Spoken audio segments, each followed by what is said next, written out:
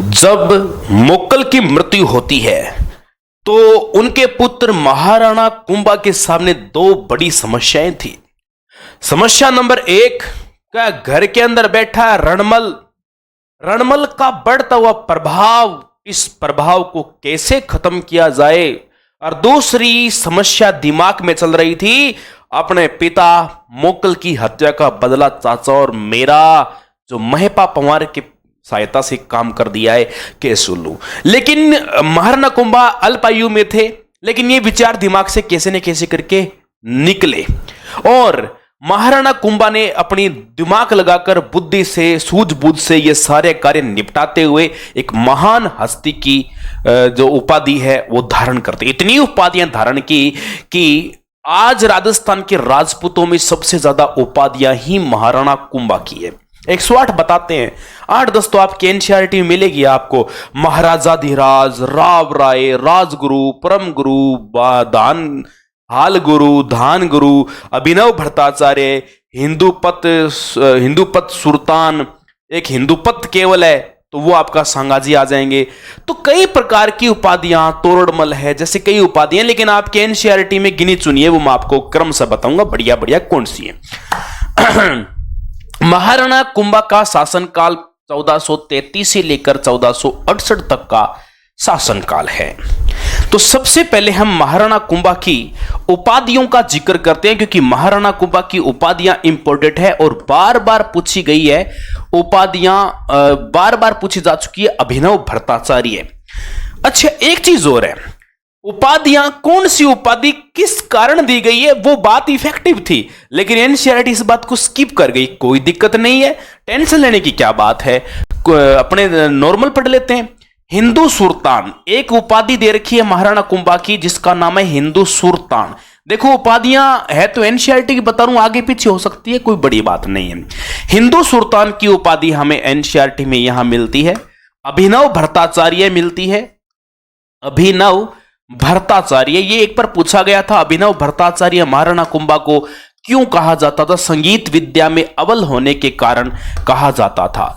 महाराणा कुंभा को राव राय के नाम से भी जाना जाता है, ये बोल रही है। महाराणा कुंभा को हाल गुरु के नाम से भी जाना जाता है, ये भी हमें ये कह रही है। महाराणा कुंभा को महाराजा धीराज के नाम से जाना जाता है। महाराजा धीराज,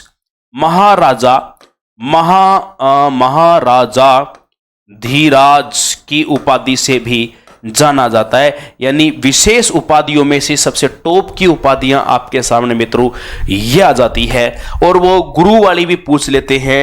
एक तो आपकी परम गुरु, ये परम गुरु की उपाधि ये भी पूछी जा चुकी है, और एक राजगुरु की उपाधि है। जबकि राजगुरु हिस्ट्री में एक और आता है, वो 3 जो शेर हैं हिंदुस्तान के, भगत सिंह, राजगुरु, सुखदेव, वहां भी राजगुरु आता है। 23 मार्च जिनका शहीद दिवस मनाया जाता है, और एक राजगुरु यहां आता है। इस बंदे में महाराणा कुंभा में दान करने की क्षमता जैसी थी वैसी कहते हैं किसी भी शासक में नहीं थी, इसलिए इनको दान गुरु के नाम से भी जानते हैं। एक उपाधि स्किप कर दी, लेकिन मुझे लग रहा है कि एग्जाम की दृष्टि से इंपॉर्टेंट है, एनसीईआरटी में नहीं बता रखी। तोरड़मल की उपाधि याद कर लेना आप। तोरड़मल का मतलब होता है तीनों सेनाओं में अध्यक्ष होने के कारण। यानी 3 सेना कौन सी 3 सेना हुआ करती थी, जल थल और वो सेना नहीं आएगी। 3 सेना यहां पर होती थी, अशोक सेना, जाट सेना और यहां पर होती थी हाथी सेना। 3 प्रकार की सेनाएं। इन तीनों सेनाओं के अंदर सबसे तीनों सेनाओं का अधिपत्य यानी कि प्रमुख होने के कारण इन्हें कहा जाता है। समझ में आ रही है? Okay report. ये तो है मित्रों यहां पर इनकी मुख्य उपाधियां। देखो मैंने कुंभा जो आपके एनसीईआरटी में मुख्य बताऊंगा, 10% ज्यादा ही बताऊंगा, कम नहीं बताऊंगा। जैसे ही महाराणा कुंभा 1433 में बनते हैं शासक, राठौड़ों का मेवाड़ पर प्रभाव समाप्त कर उन्होंने मेवाड़ सामंतों में विश्वास अर्जित किया, ऐसी बात लिखी गई है। यानी राठौड़ सामंत क्या मामला था राठौड़ सामंतों का, वो थोड़ी सी चर्चा करनी अति आवश्यक है। क्या चर्चा है मेवाड़ सामंत की, जरा देखते हैं। ऐसा बताया जाता है कि जैसे ही महाराणा कुंभा मेवाड़ की राजगद्दी पर बैठते हैं तो इधर पड़ता है मारवाड़, और मारवाड़ के उस टाइम शासक थे जिनका नाम था रणमल, और ये रणमल जो हैं, ये रणमल मेवाड़ की शक्तियों का दुरुपयोग कर रहे हैं, यानी इस रणमल के प्रभाव को समाप्त किया, रणमल के प्रभाव को समाप्त करने का काम किया। रणमल के प्रभाव को समाप्त कर इन्होंने सामंत जो थे उनके बीच में अपना विश्वास मजबूत बनाया, एक ये बात कहते हैं, यानी जिसे सामंती विश्वास आप कह सकते हैं। सामंती विश्वास इन्होंने अच्छा किया है, मजबूत किया है महाराणा कुंभा ने। अच्छा, सबसे पहले क्या कार्य करते हैं भाई साहब, इन्होंने दो जगह को शक्ति का केंद्र चुना, चित्तौड़ व कुंभलगढ़ को अपनी शक्ति का केंद्र चुना। इन्होंने चित्तौड़ व कुंभलगढ़ को शक्ति का केंद्र बनाया। इन्होंने कुंभलगढ़ और चित्तौड़ को शक्ति का केंद्र बनाया। इन दो जगह को इन्होंने बना दिया केंद्र। ये लो जी, ये बन गया आपका प्रॉपर केंद्र। दो जगह हमारे गढ़ रहेंगे। दक्षिण का रक्षा प्रहरी जो रहेगा मेवाड़ में, वो करेगी रक्षा चित्तौड़। उत्तरी मेवाड़ में रक्षा करेगा, वो करेगा अपना कुंभलगढ़। लेकिन कुछ भी हो जाए, समस्या तो किधर से भी घूम फिर के आ सकती है। और युद्ध का क्या है, युद्ध तो कहीं घूम फिर के हो सकता है। महाराणा कुंभा की जिंदगी में इन्होंने एक शासक बनते ही जिंदगी में नया नया युद्ध लड़ा 1437 में, और उस 37 के युद्ध को कहा जाता है सारंगपुर का युद्ध। मित्रों, इन्होंने लड़ा सारंगपुर का युद्ध 1437 में लड़ा गया। मोस्ट इंपोर्टेंट बात है, दिमाग में खोपड़ी में रख लेना, सारंगपुर का जो युद्ध है किस किस के मध्य लड़ा गया था। यह सारंगपुर का युद्ध महाराणा कुंभा तथा महमूद खिलजी के मध्य लड़ा गया था। महमूद खिलजी दो आएंगे, सांगा के टाइम भी एक खिलजी आएगा, तो महमूद खिलजी दो हैं, तो ये महमूद खिलजी प्रथम हैं।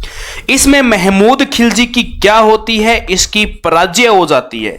एक बात आपके एनसीईआरटी में नहीं दी गई, कुंभा ने विजय के उपलक्ष्य में, जैसी विजय हुआ और इस विजय के उपलक्ष्य में इन्होंने क्या कार्य किया, विजय स्तंभ का निर्माण करवाया। आज राजस्थान के विजय स्तंभ में सबसे ऊंचा विजय स्तंभ जो है वो यही है, आपका 9 मंजिला विजय स्तंभ आदिनाथ को समर्पित जो है वो यही है। तो इस प्रकार से इन्होंने एक कार्य किया, महमूद खिलजी को पराजित करके, और कीर्ति स्तंभ का निर्माण, शायद ये बात दी हुई है, कीर्ति स्तंभ का नाम दिया है विजय स्तंभ की जगह।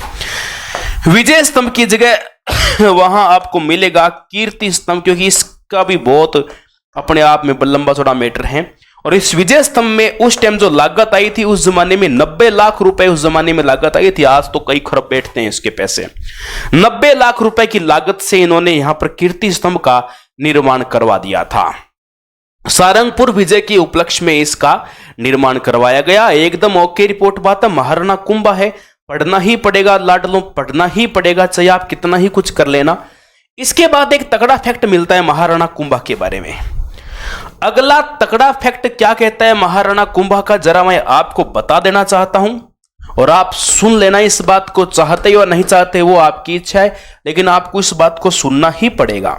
देखिए, इसी मेवाड़ के इतिहास को अधिक गौरवशाली बनाकर और सबसे मजबूत तरीके से लेकर आते हैं वीर विनोद के माध्यम से एक व्यक्ति विशेष, जिनका नाम है प्यारे विद्यार्थियों श्यामल दास। उन व्यक्ति विशेष का नाम है श्यामल दास। ये श्यामल दास जी जिस जिले के निवासी थे उसका नाम था भीलवाड़ा। भीलवाड़ा के निवासी थे। 12 भागों में इन्होंने रचना की थी वीर विनोद की। इसके 12 भाग हैं। इसमें इन्होंने कहा कि मेवाड़ के अंदर 84 दुर्ग है। क्या कहा कि मेवाड़ के 84 दुर्गों में 32 दुर्गों का निर्माण, कितने दुर्गों का निर्माण, 32 दुर्गों का निर्माण महाराणा कुंभा ने करवाया। निर्माण किसने करवाया? महाराणा कुंभा ने। वेरी गुड, अच्छी बात बताई। महाराणा कुंभा ने निर्माण तो करवा दिया। और तो और इसके पास में सबसे सुपर हिट जो वास्तुकार था, आर्किटेक्चर इंजीनियर साहब, उस टाइम लगता है मेरे को इन्होंने शायद वो कर रखी थी बीटेक वगैरह, सिविल डिपार्टमेंट से की होगी, वास्तुकार कर रखी। वास्तुकार जो थे इनके पास था मंडन, यानी सबसे टॉप का मिस्त्री कौन था इनके पास? मंडन। मंडन वाक्य में इनके पास में सबसे टॉप का मिस्त्री था। का इतना टॉप का मिस्त्री था, जब भी कोई काम होता तो मंडन सबसे पहले आगे तैयार रहता। कहते हैं कुंभा ने और बहुत सारे मंदिरों का आदेश दिया था। इन्होंने कुंभा जी ने और क्या क्या आदेश दिए? इन्होंने मित्रों चित्तौड़ में भी बहुत सारे निर्माण करवाए हैं। चित्तौड़ में इन्होंने कुंभ श्याम का मंदिर बनवाया है। वैसे तो वो निर्माण कार्य तो बहुत बड़ा है, लेकिन मैं सिर्फ बता रहा हूं एनसीईआरटी के अकॉर्डिंग। इन्होंने मित्रों श्रृंगार चौरी का निर्माण करवाया था। इन्होंने श्रृंगार चौरी का निर्माण करवाया था। यह भी अपने आप में एक मोस्ट इंपॉर्टेंट बात है। कुंभ श्याम का मंदिर बनवा दिया, श्रृंगार चौरी का निर्माण करवा दिया, एकलिंग जी का विष्णु मंदिर बनवा दिया। रणकपुर के मंदिर, एकलिंग जी का विष्णु मंदिर में बात कर रहा हूं चित्तौड़गढ़ में। हाँ, एकलिंग जी। वैसे एकलिंग जी जो सबसे मेन इंपॉर्टेंट है ना, आप वो मोस्ट इंपॉर्टेंट तो नागदा के अंदर ही आता है। और इसके अलावा एकलिंग व विष्णु मंदिर का निर्माण इन्होंने चित्तौड़ में भी करवा दिया। और विष्णु मंदिर के निर्माण के बाद में श्रृंगार चौरी आ गई, कुंभ श्याम जी का मंदिर आ गया। मोटा मोटी निर्माण देखो इसका जो था आ गया। रणकपुर का मंदिर और आ गया, रणकपुर के मंदिरों का निर्माण करवाया। ये लो जी आपके सामने मोस्ट सारे मंदिर आपके पास मुख्य निर्माण करे, जिससे कि एक महान विभूति हमें लगने लग जाता है। वो आपके पास में इस तरह से हैं। अब भाई साहब की बातें आती कि रचनाकार एक नंबर तगड़ा था, बहुत तगड़ा रचनाकार, ऐसी रचनाएं खुद लिख देता था। मतलब आदमी को ढोलकी बजाना, बाजा बजाना, हारमोनियम बजाना, अरे कोई ऐसी कला नहीं है। भाला फेंकवा लो, तलवार चला लो, ठुकवा लो और पहाड़ी पे चढ़वा लो, और अरे कोई सा ही काम भाई साहब से करवा लो। हर कला में एक्सपर्ट हमारे कुंभा जी हुआ करते थे। कान्या व्यास जी कहते हैं वाक्य में कि यार इनसे बड़ा तो कोई तकड़ा आदमी नहीं है। एनसीईआरटी की इसी किताब में एक बात के एनसीईआरटी में कह रहा है, कान्या व्यास है, इन्होंने एकलिंग महात्म्य लिखा था। उससे ज्ञात होता है कि कुंभा ने भी बहुत तगड़ी रचनाएं की है। अब एकलिंग महात्म्य से हमें क्या ज्ञात होता है, जरा देखो। कान्या व्यास ने रचना की। कान्या व्यास जो हैं, और इन्हीं कान्या व्यास की रचना, और इनकी रचना का नाम है एकलिंग महात्म्य।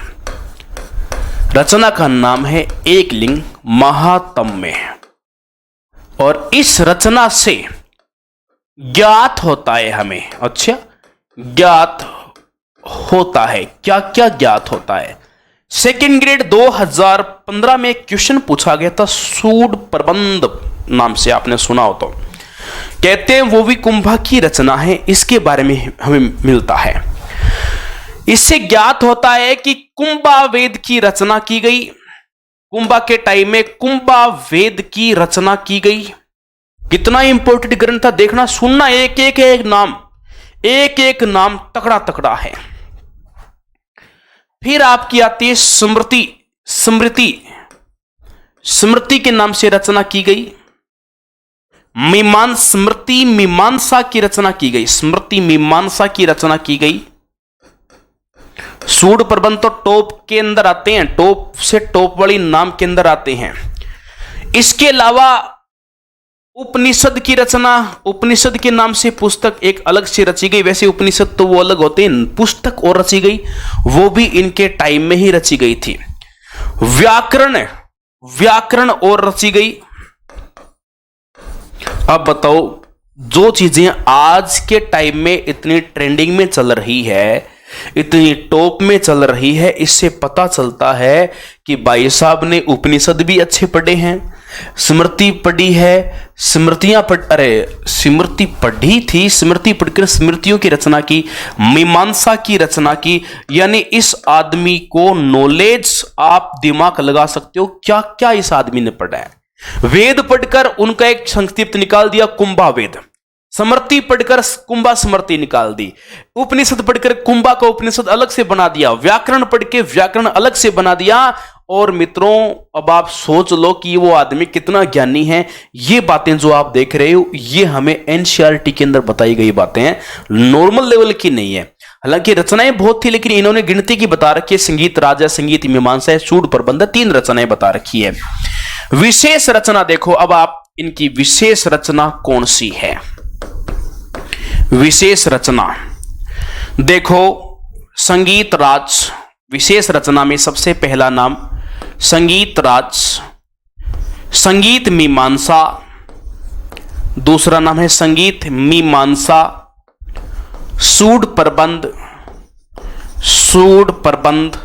ये पूछा जा चुका है, ये पूछा जा चुका है कौन से ग्रेड में, ये मित्रों 2nd ग्रेड में पूछा जा चुका है, इसलिए मोस्ट इंपोर्टेंट की दृष्टि से इसको फिर से एक बार देखना है। और गीत गोविंद से कई बार बात पूछ ली जाती है। विशेष रचना में संगीत राज हो गया, संगीत राज के बाद संगीत मीमांसा हो गया, सूड प्रबंध हो गया। 2nd ग्रेड में इसके ऊपर क्वेश्चन भी अच्छे तरीके से पूछा जा चुका है। कुंभा ने चंडी शतक की व्याख्या गीत गोविंद और संगीत रत्नाकर पर टीका लिखी थी, आपको पता हो।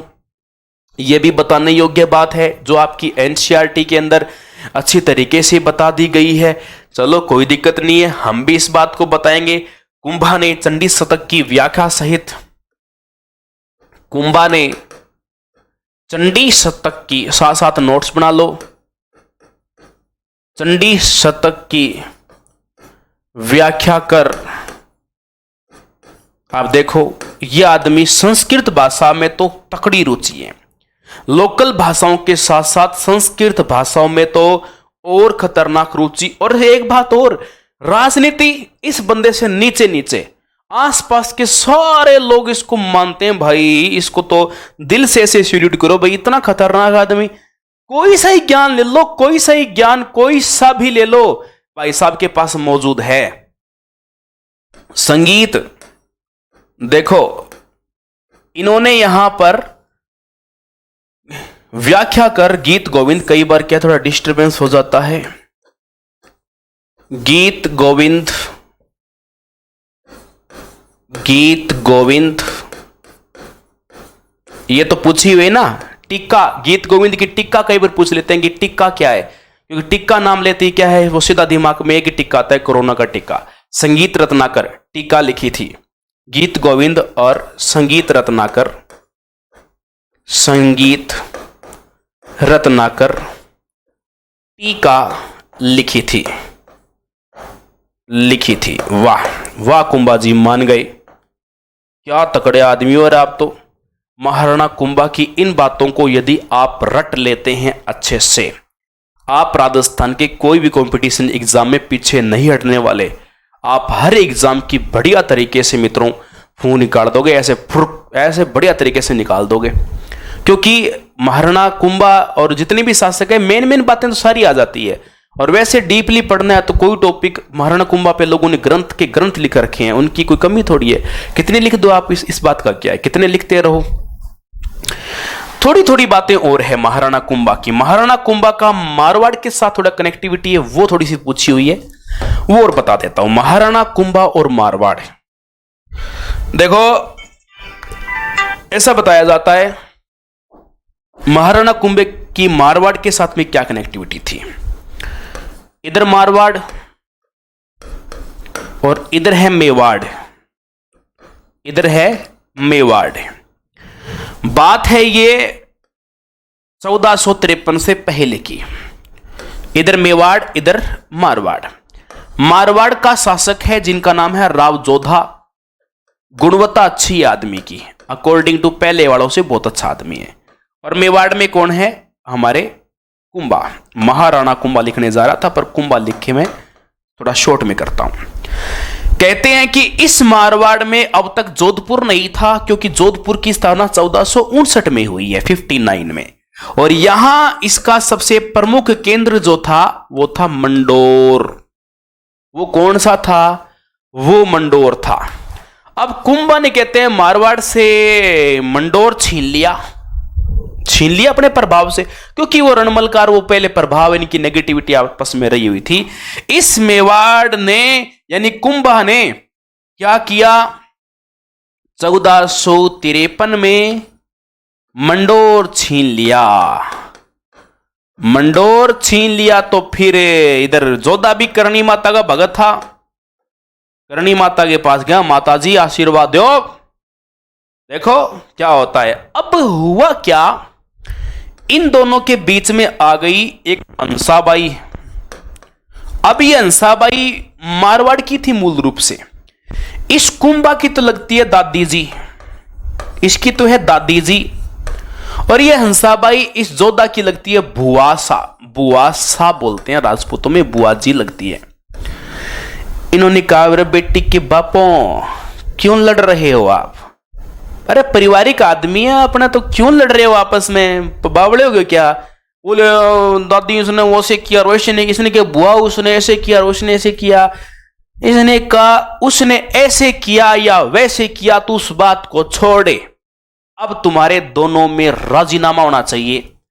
बाद में इस हंसाबाई ने क्या करवा दी, इस सन टाइम तो वैसे 1457 है, लेकिन एनसीईआरटी आपके टाइम नहीं बताती है। संधि करवा दी, किसने संधि करवा दी? इस हंसाबाई ने। और इस संधि का नाम एनसीईआरटी में नहीं दिया, लेकिन मैं आपको बता देता हूं, इस संधि को जाना जाता है आवल बावल की संधि के नाम से। आवल बावल की संधि करवा देते हैं, और आवल का मतलब है ऊपर वाले मारवाड़ को आवल बोलते थे और मेवाड़ को बावल बोलते थे। इस हिसाब से आवल बावल की संधि हो गई, और इसमें फिर से एक बार क्या होता है, राजीनामे की भावना फिर से इनके अंदर आपस में जागृत हो गई। मैं प्यार से समझा रहा हूं, टाइम थोड़ा सा लेता हूं मैं, लेकिन थोड़ी प्यार से समझा देता हूं। आवल बावल की संधि दोनों के अंदर हो गई ना, तो आवल बावल की संधि कराने का श्रेय किसको जाता है? हंसाबाई को जाता है। संधि करवा दी बढ़िया तरीके से, दोनों के बीच में काम है, ठीक हो गया। अब एक बात और बताना चाहता हूं, उस समय राव जोधा की जो पुत्री थी, पुत्री का नाम था श्रृंगार देवी। क्या नाम है लाडलो? श्रृंगार देवी पुत्री का नाम है। और आप देख रहे हैं कुंभा के बेटे का नाम था रायमल, और इस संधि के साथ साथ रायमल और श्रृंगार देवी दोनों का क्या तय हो जाता है? यहीं पर विवाह तय हो जाता है। यानी पहले की जो नॉर्मल रिश्तेदारी जो बिगड़ी हुई थी, पुनः एक अच्छी रिश्तेदारी में बदल दी जाती है।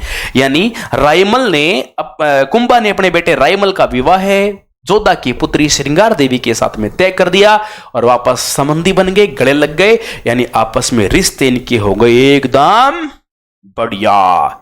इस तरह से मित्रों यहां पर कार्य होता है। एक चंपानेर की संधि का विषय और आता है, जरा देखो क्या है। यह बात है 1456 की। महाराणा कुंभा ने खूब संघर्ष किया था, खूब टक्कर दी थी। देखो एक संधि इसमें दी हुई है, उस संधि का नाम है चंपानेर की संधि। चंपानेर की संधि, ये चंपानेर की संधि है क्या, और समय है 1456। क्या हुआ था पहले तो अपने को जानना यह पड़ेगा। दो अलग अलग क्षेत्र थे, एक तो था मालवा, और मालवा का जैसा कि आपको पता है, मैं से मालवा और मैं से बनेगा महमूद खिलजी। मैं से मालवा, मैं से महमूद खिलजी, और दूसरी तरफ यहां पर आपका हो जाएगा गुजरात, और गुजरात का यहां पर शासक जो था वही सुगला आदमी कुतुबुद्दीन ऐबक नहीं आएगा, दूसरा है कुतुबुद्दीन। तो यहां पर कुतुबुद्दीन, इन दोनों ने मिलकर एक प्रोग्राम बनाया कि अपने दोनों मिलकर एक काम जचाते हैं। कुंभ अपना काम जचा देगा, नहीं तो मतलब अपने दोनों मिलकर, दोनों भाई एक होकर, और दोनों एक होकर पहले दोनों ने आपस में एक संधि की, और उसी संधि को बोलते हैं चंपानेर की संधि। और चंपानेर की संधि करके बोला अपने कुंभा को हावी नहीं होने देंगे, कुंभा का इलाज करेंगे। लेकिन कुंभा इनका बापू निकल गया, इनमें आपस में मतभेद हो गए, और कुंभा इनमें सफलतापूर्वक आगे निकल गया। और इस तरीके से आपको पता हो, और बाद में 1457-58 में गुजरात मालवा के शासकों पर मेवाड़ पर आक्रमण भी किया, लेकिन इसका कोई खास प्रभाव नहीं मिला। अगले साल इन्होंने मिलकर आक्रमण किया था, लेकिन फूट आपसी हो गई थी 1457-58 में। इन्होंने मेवाड़ पर आक्रमण किया। इन्होंने मेवाड़ पर आक्रमण किया।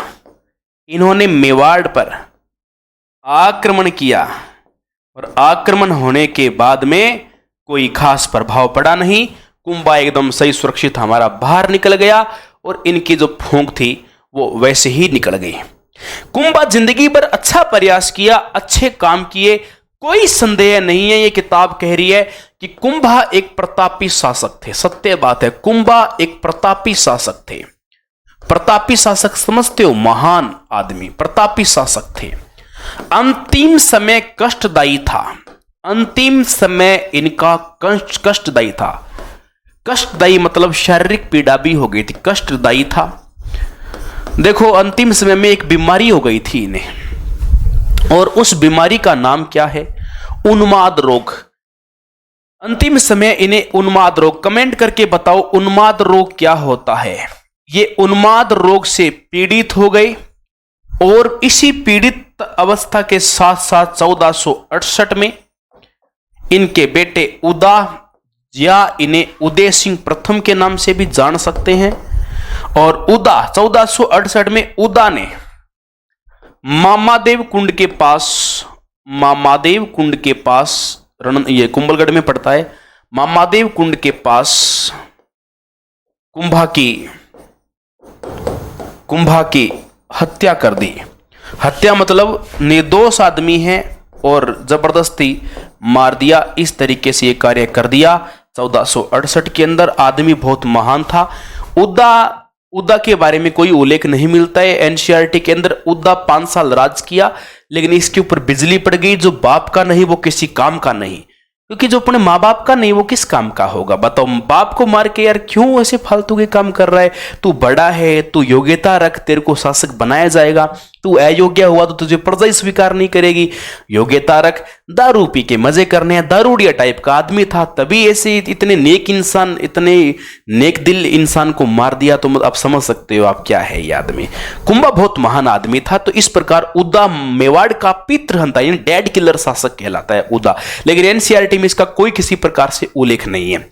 मेरे हिसाब से मैंने मोटी मोटी सारी बातें कुंभा के बारे में बोल दी, और फिर भी कोई भूलवंश रह गई है तो क्षमा प्रार्थी हम। इनके बाद कीर्ति स्तंभ प्रशस्ति के उल्लेख मिला था। अच्छा, ये वाह, थोड़ा काम ठीक कर दिया।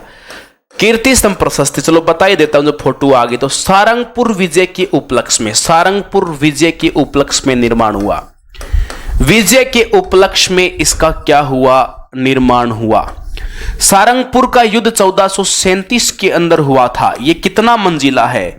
ये मेरे प्यारे लाडलों 9 मंजिला है। ये 9 मंजिला है। इसमें लागत कितने की आई थी? इसके अंदर लागत आई थी 90 लाख रुपए लागत आई थी। ये किसको समर्पित है? ये जिसे समर्पित है ये भगवान आदिनाथ को समर्पित बताया जाता है। ये आदिनाथ को समर्पित है। और तो और इसकी 8वीं मंजिल पे कोई मूर्ति नहीं है। 8वीं मंजिल पर इस पर क्या नहीं है? कोई किसी प्रकार की मूर्ति नहीं लगी हुई। इसकी तीसरी मंजिल पर अल्लाह शब्द का अंकन है। किस शब्द का? अल्लाह शब्द का अंकन किया गया है, क्योंकि कहते हैं कि इसके वास्तुकारों में मोमडन काफी थे, तो उन्होंने अल्लाह शब्द का भी अंकन करवाया है। बहुत सारे इसके उपनाम है। इसे बोलते हैं मूर्तियों का अजायब घर। इसे बोला जाता है मूर्तियों का अजायब घर, क्योंकि इतना ज्यादा बड़ा खजाना, मूर्तियों का संग्रह हो, अंदर बाहर मूर्तियां ही मूर्तियां। इसे बोलते हैं भारतीय मूर्ति कला का विश्वकोश। ये भी एक अपने आप में बढ़िया नाम है। भारतीय मूर्ति कला का विश्वकोश यानी डिक्शनरी, विश्वकोश कहा जाता है। इसी को बोलते हैं नग्न स्तंभ बोला जाता है, क्योंकि यहां पर जो मूर्तियां हैं ना, उनके जैसे एडल्ट टाइप के कुछ चित्र भी यहां पर मिलते हैं, मतलब नग्न प्रतिमाएं। इसको वैश्य स्तंभ भी इसके कारण कहा जा सकता है। मतलब इस तरह की बातें बन सकती है, अलग अलग थॉट्स आते हैं। विजय स्तंभ अपने आप में एक विस्तृत टाइप में भी विषय हो सकता है, अलग अलग लोगों की कोटेशन भी इसके अंदर आती है, लेकिन अपने इतना ही पढ़ेंगे क्योंकि ये एनसीईआरटी में इतना है ही नहीं आपके। विजय स्तंभ के बारे में कुछ नहीं, जो आ गया तो मैंने इस प्रकार से इसमें दे दिया। तो राणा सांगा, 4 भाई होते थे राणा सांगा, और राणा सांगा के बापू का नाम रायमल था, यानी कुंभा का पोता है राणा सांगा। राणा सांगा तीसरा पुत्र था एक तरीके से। इनकी इससे 2 बड़े भाई और थे।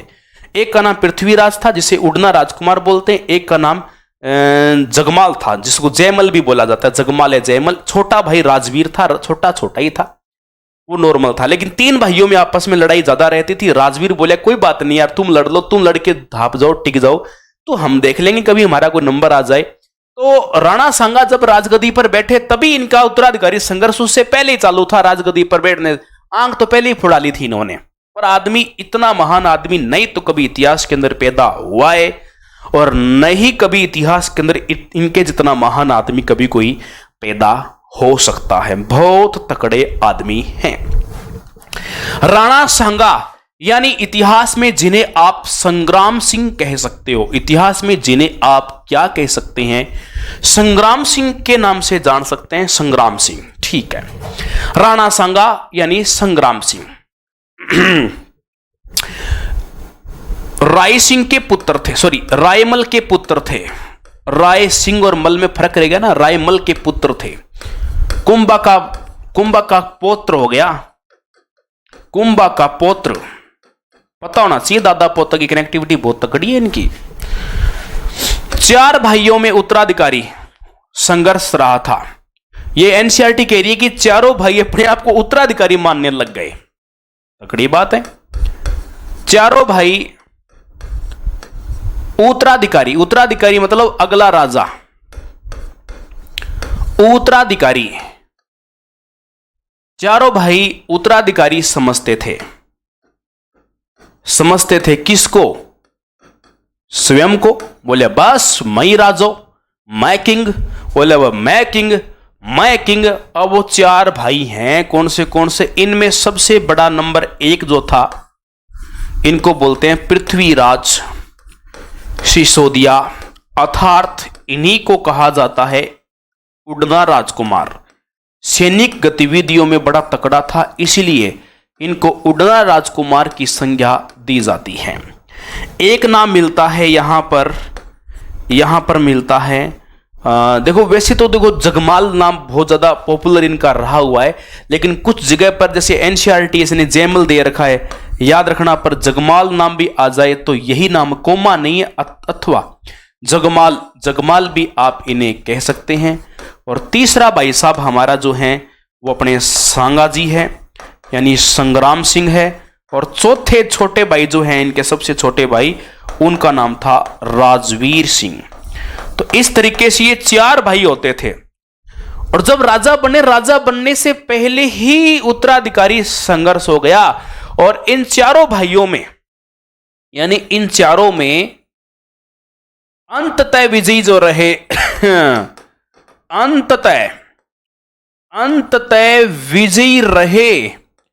अंततः विजयी रहे वो कौन है? वो हमारे सांगा है।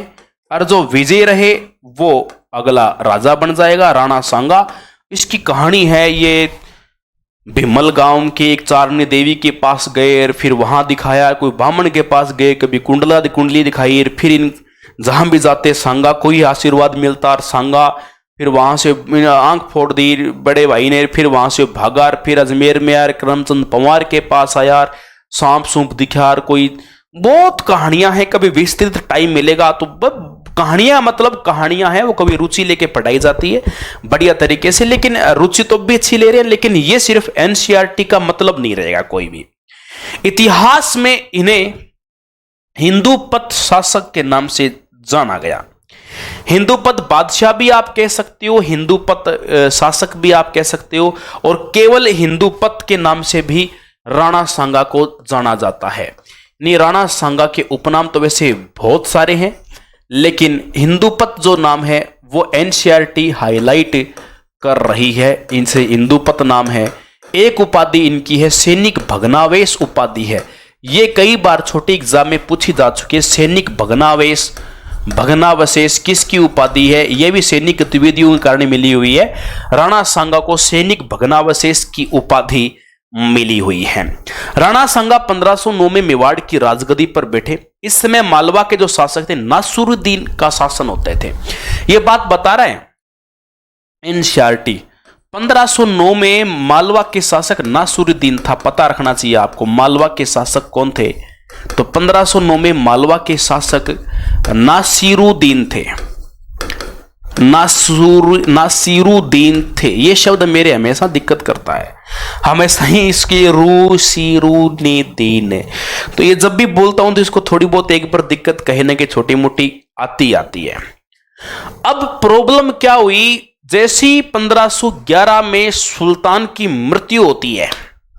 सुल्तान समझते हो, ये गुजरात वाले की बात कर रहा है, मालवा वाले की बात कर रहा है। जैसे ही 1511 में सुल्तान की मृत्यु हुई तो उत्तराधिकारी संघर्ष छिड़ गया और उसके अंदर एक राजपूत एंट्री कर गया, राजपूत सरदार जिसका नाम था मेदिनी राय। और मेदिनी राय की सहायता से महमूद खिलजी सेकंड को सफलता मिल गई।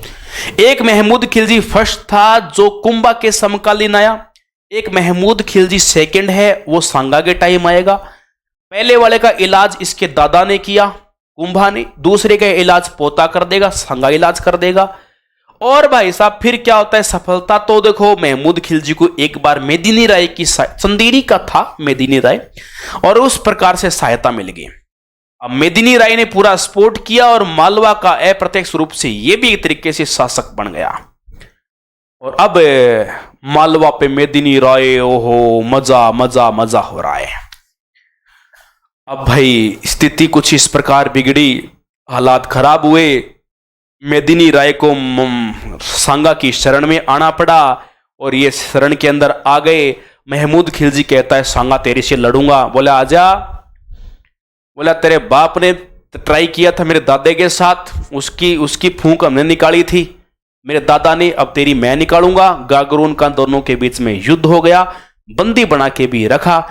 ऐसी करके कहानी मिलती है, छोटी सी शॉर्ट एंड स्वीट बता रखी है।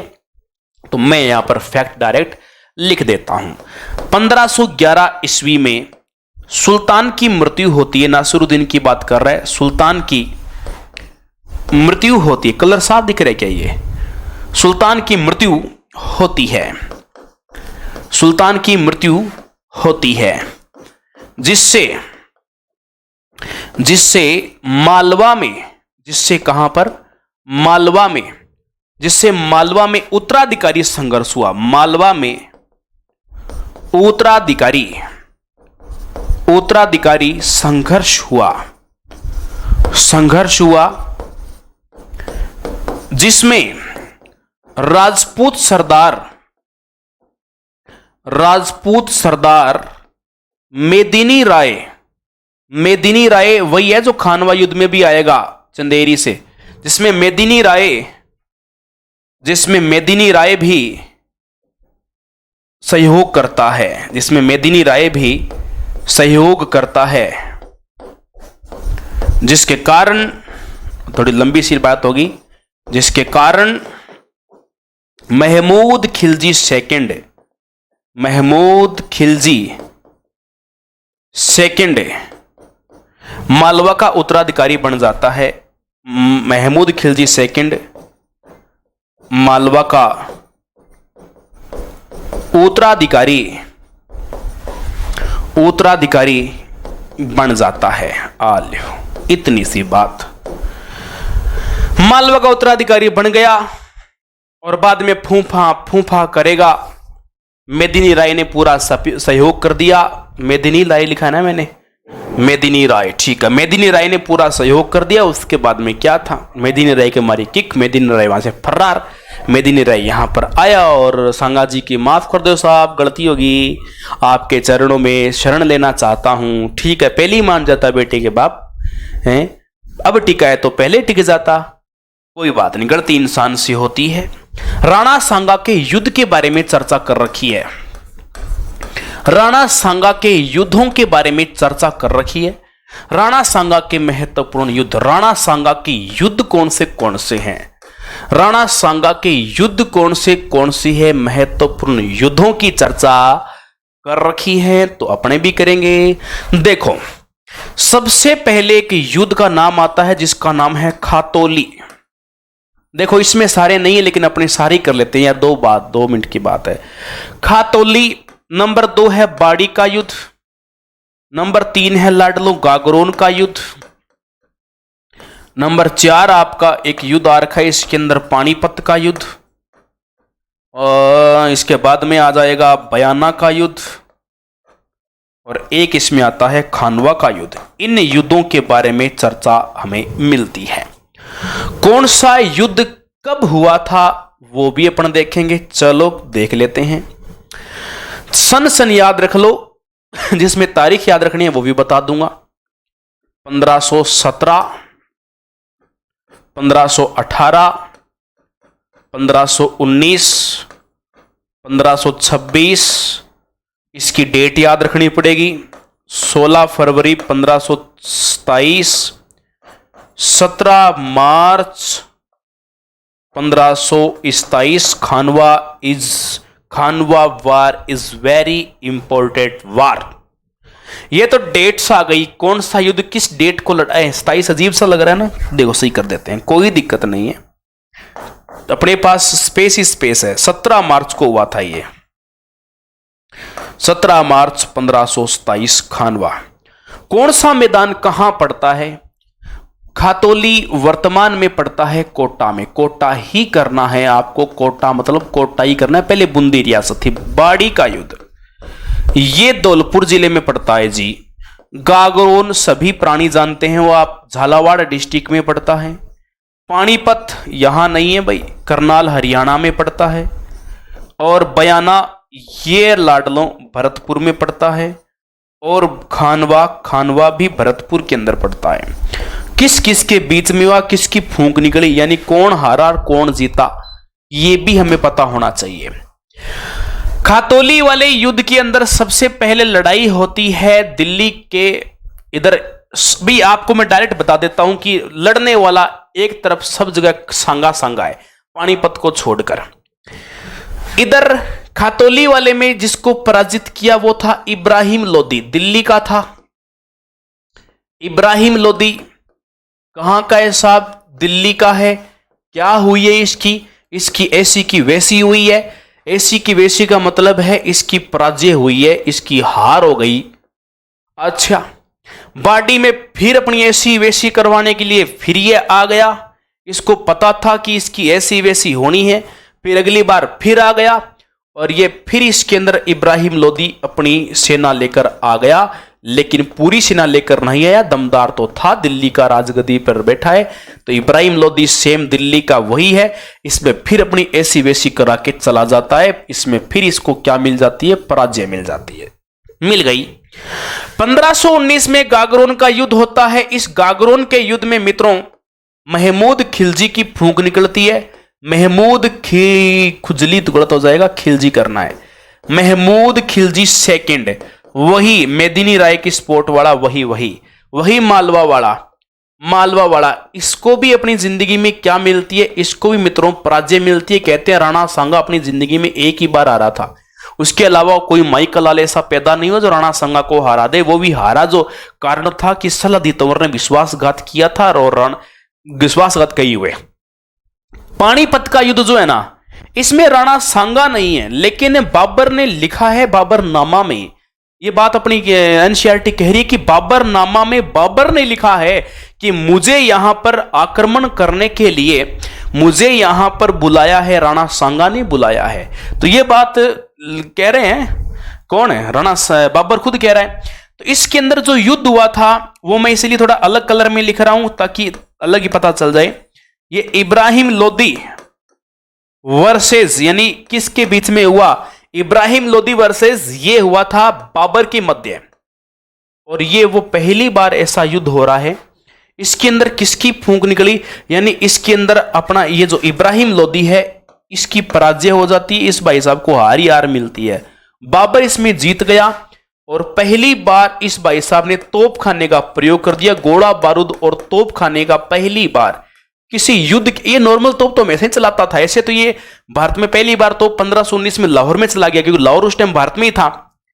पहली बार तोप तो 1519 में लाहौर में चला दी इसने, लेकिन युद्ध में पहली बार तोप खाने का प्रयोग यदि इसने किया है तो वो लाडलों किया है 1526 के अंदर। पानीपत का युद्ध अप्रैल के महीने में हुआ था, गर्मी में। 16 फरवरी बयाना।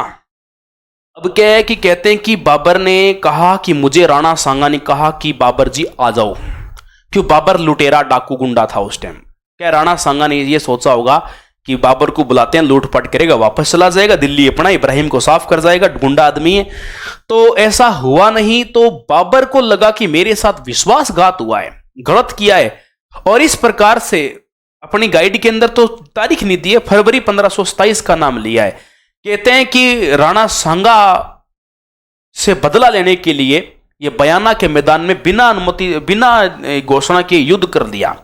लेकिन मित्रों, इसके अंदर बाबर की बुरी तरह से पराजय हुई, बाबर की बुरी तरह हार हुई, बाबर की बुरी तरह इसके अंदर हार हुई। अब भाई तोप ताप का यूज ऐसे है, तोप को चलने के लिए तो गर्मी फुल चाहिए, शुष्कता बिल्कुल नहीं होनी चाहिए, नमी में बारूद सिलापन आ जाएगा तो चलेगा नहीं। ठंड का टाइम है, फरवरी का महीना है, आप देखो तोप ताप इसकी चली नहीं, तोप चली तो राजपूतों की तलवारें चल गई। और फिर यहां पर मुगलिया पीछे नहीं देख पाए, पता नहीं तलवार कहां घुसेगी, सीधे धूम धड़ा कर भागे। कोई आगरा भागार, कोई बयाना भागार, कोई किधरी भागार, कोई खेतों में भागार, कोई गुफा में भागा, भाग गई, सब खत्म, खलास। राणा सांगा को हराने के लिए बाबर ने एक बड़ी योजना का काम किया, और वो बड़ी योजना थी बयाना का, खानवा का युद्ध। बहुत बड़ी योजना है, कभी विस्तृत रूप से पढ़ाऊंगा, 1 घंटा लग जाता है इसको पूरे प्रोग्राम को समझने के लिए। तो कहने का भावार्थ यही है कि खानवा युद्ध के अंदर विश्वासघात करने के दौरान राणा सांगा की पराजय होती है। लिखते हुए मुझे बड़ा अजीब लग रहा है ये, पर करें क्या, सत्य लिखना पड़ेगा।